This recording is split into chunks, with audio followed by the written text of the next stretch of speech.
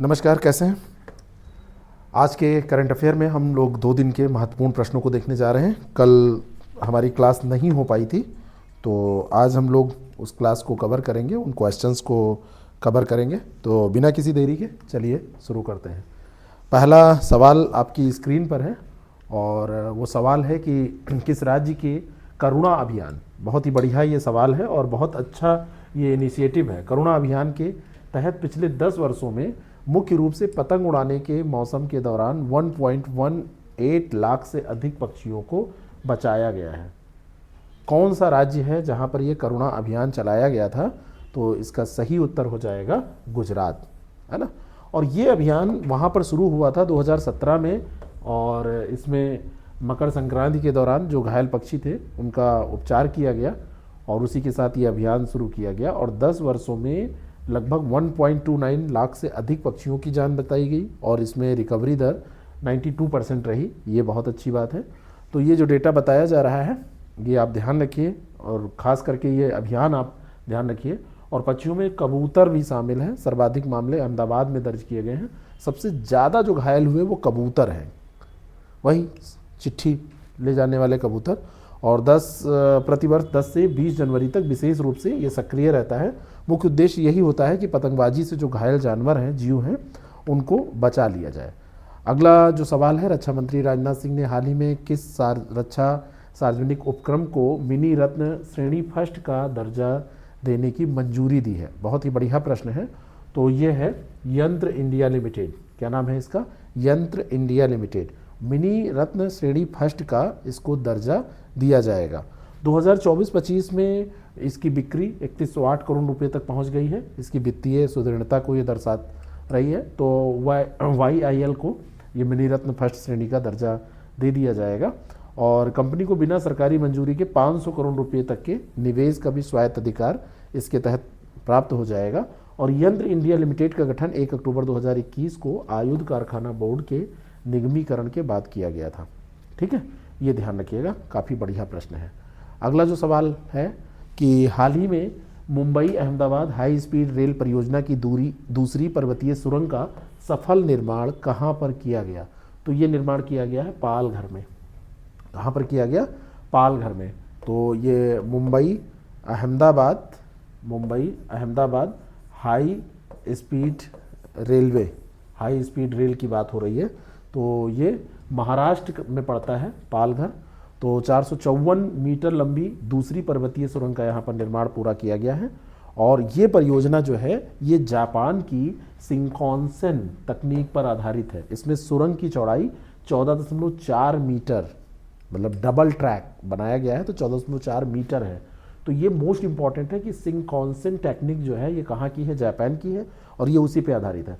और इससे पहले जनवरी 2026 में पर्वतीय सुरंग का निर्माण भी सफलतापूर्वक किया गया था और गुजरात खंड के 2027 तक और मुंबई का पूर्ण परिचालन 2029 तक शुरू करने का लक्ष्य रखा गया है। तो ये इसके बारे में रहा, Mumbai Ahmedabad high speed railway. भारतीय विमानपत्तन प्राधिकरण के बोर्ड में नियुक्त होने वाली पहली महिला अधिकारी बनकर किसने इतिहास रचा है? तो इनका नाम है निवेदिता दुबे। क्या नाम है इनका? निवेदिता दुबे। और इनका जो पहली महिला अधिकारी के रूप में बनना है ये सबसे ज़्यादा इम्पॉर्टेंट है। और भारतीय विमानपत्तन प्राधिकरण के बोर्ड में ये सदस्य बनी है। सदस्य मानव संसाधन के रूप में इन्होंने कार्यभार ग्रहण किया है और पहली महिला अधिकारी बन गई हैं। और ये जो दूसरा सर्वोच्च पद के तौर पर ये सदस्य को जाना जाता है। और 1 अप्रैल 1995 को भारतीय विमानपत्तन प्राधिकरण अधिनियम 1994 के तहत भारतीय विमानपत्तन प्राधिकरण का गठन किया गया था। ठीक है, नागरिक उड्डयन मंत्रालय के अंतर्गत कार्य करता है और इसका मुख्यालय कहाँ पर है? हेडक्वार्टर नई दिल्ली में है। कहाँ पर है? नई दिल्ली में है। मोस्ट इंपॉर्टेंट है। अगला जो प्रश्न है, केंद्रीय स्वास्थ्य मंत्री ने हाल ही में किस प्रकार के कैंसर के भारत के पहले साक्ष्य आधारित उपचार दिशा निर्देश जारी किए हैं? किस प्रकार? देखिए, 4 जो फरवरी होता है, 4 फरवरी को विश्व कैंसर दिवस मनाया जाता है। तो उसी से रिलेटेड ये न्यूज़ है।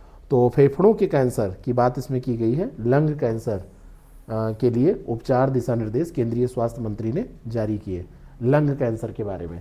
और भारत का पहला एविडेंस बेस्ड दिशा निर्देश है ये, जो स्वदेशी डेटा पर आधारित है और इसका उद्देश्य है पश्चिमी मॉडलों पर निर्भरता को कम करना। अभी तक हम इन चीज़ों में पश्चिमी मॉडल पर निर्भर हैं, तो इसको कम करना। और प्रारंभिक निदान, अर्ली जो डायग्नोसिस है, और उपशामक देखभाल जो है, जिसको पैलिएटिव केयर कहते हैं, इस पर विशेष जोर इसमें दिया गया है। रक्षा अनुसंधान विभाग इस पहल के लिए नोडल निकाय है और इसे कर्तव्य भवन नई दिल्ली में जारी किया गया है। कहाँ से? कर्तव्य भवन, जहाँ से इस बार पहली बार बजट जारी किया गया है। 3 कर्तव्य हैं बजट के। एक बजट की जो सीरीज है मैंने पूरी कराई है, उसको आप देख सकते हैं, उसमें आपके सवाल हो जाएंगे आसानी से, IAS प्रेप पे पड़ी हुई है। फाइनल में दिल्ली दंगल वॉरियर्स को हराकर किस टीम ने प्रो रेसलिंग लीग 2026 का खिताब जीता? फाइनल में हारा कौन है? दिल्ली दंगल। जो दिल्ली दंगल है, देखिए पिछली बार भी ये सवाल पूछे गए थे, है ना? तो दिल्ली दंगल ये क्या है? ये हारा है। और जीता कौन है, यही पूछा जा रहा है। तो हरियाणा थंडर्स ने जीता है। कौन जीता है? हरियाणा थंडर्स ने जीता है। और हरियाणा थंडर्स ने नोएडा इंडोर स्टेडियम में आयोजित फाइनल में, ये कहाँ पे आयोजित हुआ? Noida indoor stadium. तो फाइनल में दिल्ली दंगल वॉरियर्स को हरा दिया। और 62 किलोग्राम वर्ग में इरीना कोलियाडेंको ने निर्णायक भूमिका निभाई। और टूर्नामेंट का प्लेयर ऑफ द टूर्नामेंट जो घोषित किया गया, ये तुरान बायरामो को दिया गया, है ना? और पंजाब रॉयल्स के चंद्रमोहन ने सर्वाधिक अंक हासिल किए। तो चंद्रमोहन सर्वाधिक अंक, और टूर्नामेंट ऑफ द प्लेयर ये दिल्ली वाली टीम के तुरान बायरामो को दिया गया, मतलब ये प्लेयर ऑफ द टूर्नामेंट का खिताब दिया गया है। हरियाणा के अक्षय धीरे को इम्पैक्ट प्लेयर चुना गया है। कौन सा प्लेयर? इम्पैक्ट प्लेयर चुना गया है। और दिल्ली के रौनक को फाइटर ऑफ द मैच घोषित किया गया है। क्या घोषित किया गया है? फाइटर ऑफ द मैच घोषित किया गया है। तो ये सारे तथ्य आपसे अलग अलग पूछे जा सकते हैं, लेकिन सबसे महत्वपूर्ण प्रश्न यही है कि किसने किसको हराया, वो याद रखिएगा, बाकी चाहे ना याद रहे। DRDO ने हाल ही में उड़ीसा के तट पर SFDR तकनीक का सफल उड़ान परीक्षण किया। तो SFDR का पूर्ण रूप यहाँ पूछा जा रहा है। तो यह है solid fuel ducted ramjet, solid fuel ducted ramjet, है ना? कहाँ पर किया है? चांदीपुर उड़ीसा में जो ITR है, इंटीग्रेटेड जो परीक्षण रेंज है, ट्रायल रेंज है, वहीं से किया है। और ये तकनीक लंबी दूरी की हवा से हवा में मार करने वाली मिसाइल, जैसे हमारे यहाँ अस्त्रा है, क्या है? अस्त्रा, उसकी गति और मारक क्षमता को बढ़ाने का काम करती है। और इस परीक्षण के साथ भारत उन चुनिंदा देशों के क्लब में शामिल हो गया जिसके पास उन्नत मिसाइल प्रणोदन प्रणाली है, जिसमें नोजल रहित बूस्टर और रैमजेट मोटर का उपयोग किया जाता है। अगला जो सवाल है, किस भारतीय मूल के जलवायु वैज्ञानिक को वायुमंडलीय भूरे बादलों पर उनके काम के लिए भूविज्ञान में क्रैफोर्ड पुरस्कार 2026 से सम्मानित किया गया? मोस्ट इंपॉर्टेंट क्वेश्चन, बहुत ही बढ़िया प्रश्न है। तो ये है वीरभद्रन रामनाथन, भारतीय मूल के वैज्ञानिक हैं। और ये जो पुरस्कार होता है क्रैफोर्ड पुरस्कार, ये भूविज्ञान के क्षेत्र से रिलेटेड है। किससे रिलेटेड है? भूविज्ञान के क्षेत्र से रिलेटेड है क्रैफोर्ड पुरस्कार। और वायुमंडलीय भूरे बादलों, एटमॉस्फेरिक ब्राउन क्लाउड्स और क्लोरोफ्लोरोकार्बन के ग्रीन हाउस प्रभाव पर उनके शोध के लिए दिया गया है। Royal Swedish academy of sciences के द्वारा दिया जाता है। भूविज्ञान का नोबेल कहा जाता है, नोबेल ऑफ इसको जियोलॉजी कहा जाता है, ये ध्यान रखिएगा। और उन्होंने 1975 में इसकी खोज की थी कि CFC कार्बन डाइऑक्साइड की तुलना में अधिक गर्मी सोखते हैं। और उनके हिंद महासागर प्रयोग जो इंडोएक्स है, इंडोएक्स ये प्रयोग है ना, हिंद महासागर पर प्रयोग ने प्रदूषण और मानसून के संबंध में बहुत सारी चीज़ों को उजागर किया था। तो इनको वीरभद्रन रामनाथन का नाम आपको ध्यान रखना है, इनको दिया गया है क्रैफोर्ड पुरस्कार। सर्वोच्च न्यायालय ने किन 2 राज्यों के बीच पेन्नेयार नदी जल विवाद को सुलझाने के लिए एक न्यायाधिकरण का गठन किया है ना? गठन करने की मतलब का निर्देश दिया है। तो ये पेन्नेयार नदी कहाँ पे? एक तो इसमें आपको ध्यान रखना चाहिए कि इसमें एक तो केरल होगा ही, और केरल से लगा, दूसरा तो ये तमिलनाडु, ठीक है? तो केरल और तमिलनाडु के बीच में ये जो रखा गया है, सर्वोच्च न्यायालय ने दक्षिणी जो पेन्नार नदी है उसको पेन्नेयार कहा जाता है। साउथ पेन्नार जो नदी है, साउथ पेन्नार जो नदी है उसी को पेन्नेयार कहा जाता है। तो इस पे इन्होंने दक्षिणी पेन्नार नदी जल विवाद को हल करने के लिए एक न्यायाधिकरण ट्रिब्यूनल गठित करने का फैसला किया है, ठीक है?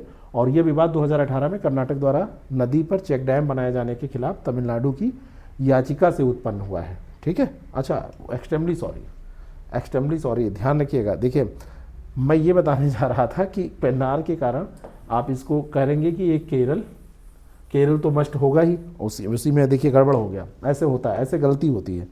ये वास्तव में तमिलनाडु और केरल के बीच में ऐसे गलतियां हो जाती हैं। मैं इसको कोई एडिटिंग नहीं करूँगा, मैं ऐसे ही आपको बता रहा हूँ कि देखिए मुझसे जैसे गलती हुई है। मैंने कहा ये केरल तो होगा ही, लेकिन यहाँ पे ऐसा नहीं है, ये तमिलनाडु और कर्नाटक के बीच में। किसके बीच में है? तमिलनाडु और कर्नाटक के बीच में। तो तमिलनाडु और कर्नाटक के बीच में है। 2018 में कर्नाटक द्वारा नदी पर चेक डैम बनाया गया था, उसी के खिलाफ तमिलनाडु ने याचिका दाखिल की है, उसी से हुआ है। और पेन्नार नदी का उद्गम कर्नाटक के चिक्कबल्लापुरा स्थित नंदी हिल से होता है, और ये तमिलनाडु की दूसरी सबसे लंबी नदी है।